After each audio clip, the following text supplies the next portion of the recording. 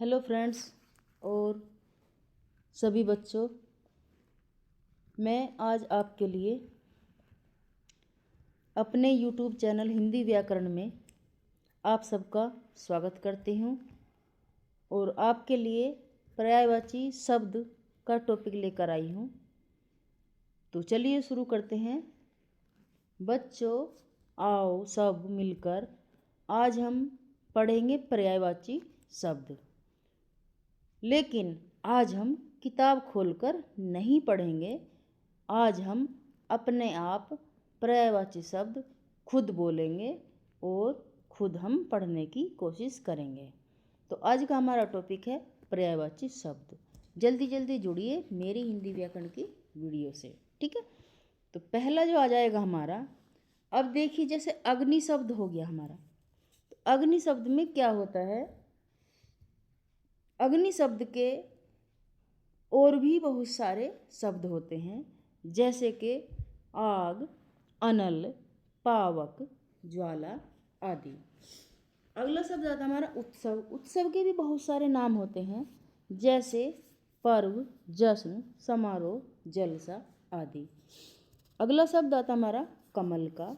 तो कमल को देखिए कितने शब्दों से, कितने नामों से जानते हैं सभी लोग। सरोज, कुंज, पंकज, नीरज आदि। इसी तरह से पत्थर शब्द के भी बहुत सारे नामों से जाना जाता है, जैसे प्रस्तर।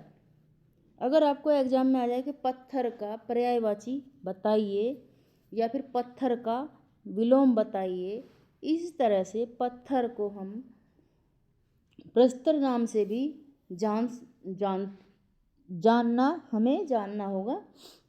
शिला भी पत्थर को ही कहते हैं, पाषाण भी पत्थर को ही कहते हैं, पाहन भी पत्थर को ही कहते हैं। तो इसका मतलब है कि पत्थर के हम 4 अलग नामों से भी जानते हैं, जिसमें प्रस्तर आ जाएगा, शिला आ जाएगा, पाषाण आ जाएगा और पाहन आ जाएगा। अब देखते हैं हम पुत्र के कितने नामों से, हम अपने पुत्र को कितने नामों से पुकार सकते हैं। तो वह हमारा हो जाएगा बेटा, सूत, तन्य, नंदन, कुंज। जैसे आइए मेरे बेटा, आइए मेरे सूत, आइए मेरे पूत। इसी तरह से हर चीज़, यानी कि हर एक का नाम कई शब्दों के द्वारा बोला जा सकता है। जैसे कि मैंने अभी बताया कि पुत्र के कितने नाम होते हैं, कितने नाम से हम अपने पुत्र को पुकार सकते हैं। अगला शब्द आता हमारा मधुप। मधुप पहले तो हमें मधुप को जानना होगा कि मधुप होता क्या है। मधुप देखिए पर्यायवाची शब्दों में ही आपको मधुप का पता चल जाएगा। जैसे पहला नाम होता है मधुप का भंवरा, दूसरा नंबर होता है भोरा, तीसरा नंबर होता है भ्रमर, चौथे नंबर पर आ जाएगा अली, पांचवा नंबर आ जाएगा हमारा मधुकर। तो भंवरा, भोरा, भ्रमर, अली, मधुकर। तो हम किसको कहते हैं? भंवरे को हम मधुप कहते हैं, ठीक है। सपोज करो कि आपको भंवरा शब्द दे दिया पर्यायवाची शब्दों में आपके एग्जाम में, ठीक है। सभी बच्चे ध्यान से सुने। अगर आपको मधुप शब्द के पर्यायवाची पूछ लिया जाए तो आप क्या करोगे? या फिर भंवरा शब्द, भोरा, भ्रमर, अली, मधुकर, इन सभी में से एक आपको क्वेश्चन के रूप में दे दिया गया, तो आप उसमें मधुप आए या भंवरा आए तो घबराना नहीं।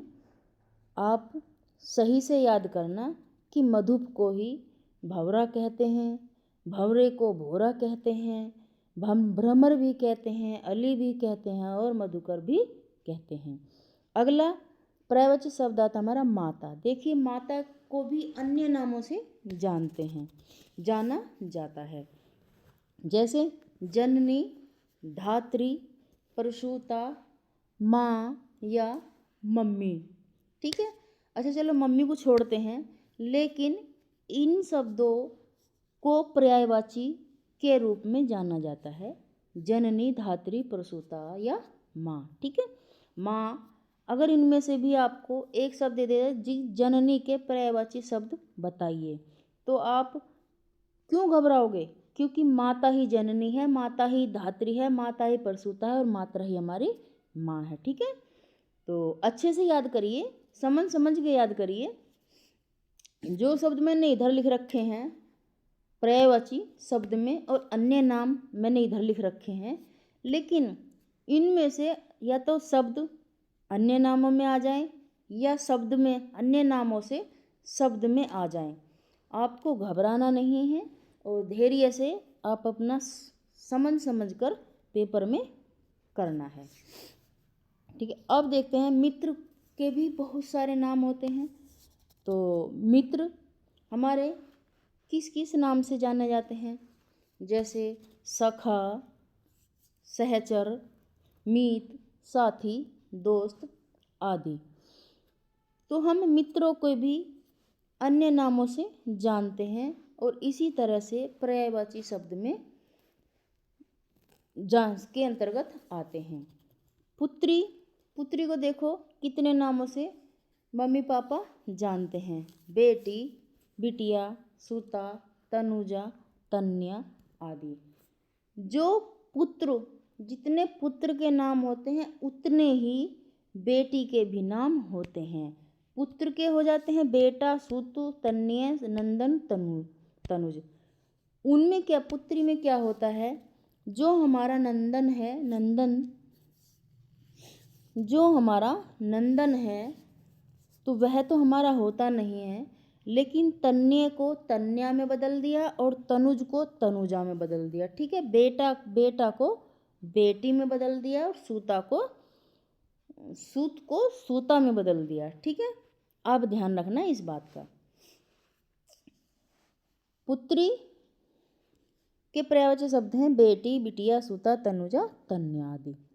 पुष्प का ले लेते हैं। पुष्प शब्द के पर्यायवाची देखो कितने होते हैं। प्रसून, सुमन, कुसुम, फूल। अगला है हमारा मछली शब्द। मछली शब्द के देखिए कितने पर्यायवाची होते हैं। मत्स्य के नाम से भी जानते हैं, सफरी के नाम से भी जानते हैं, मीन, मकर आदि भी मछली के नाम होते हैं। अब देखिए पवन, पवन शब्द के कितने नाम होते हैं? हवा, अनिल, वात, वायु, समीर आदि।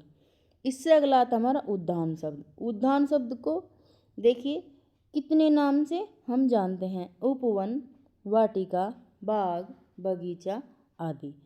अब आ जाता है हमारा इससे अगला अरण्य शब्द। अरण्य भी अन्य नामों से जाना जाता है, जैसे कानन, विपिन, जंगल, वन। कानन, विपिन, जंगल, वन आदि। असुर शब्द के देखिए कितने नामों से जानते हैं पर्यायवाची शब्दों के द्वारा। असुर शब्द का होता है राक्षस, दानव, दैत्य, धनुज आदि। अब हमारा लास्ट शब्द बचता है हमारा, और वीडियो का आखिरी शब्द बचता हमारा अमृत शब्द। अमृत शब्द को देखिए सुधा, सोम को विष भी कहते हैं। सुधा और मधु ने पिया विष। सुधा, मधु, पीयूष, सोम। इस तरह से भी हम इसमें लिख सकते हैं। जब हमारे ये सुधा, मधु, सोम, पीयूष, सुधा और मधु ने पिया, क्या पिया? सोम। सोम माने विष। इस तरह से भी आप याद कर सकते हो। अगर मेरी वीडियो आपको अच्छी लगी हो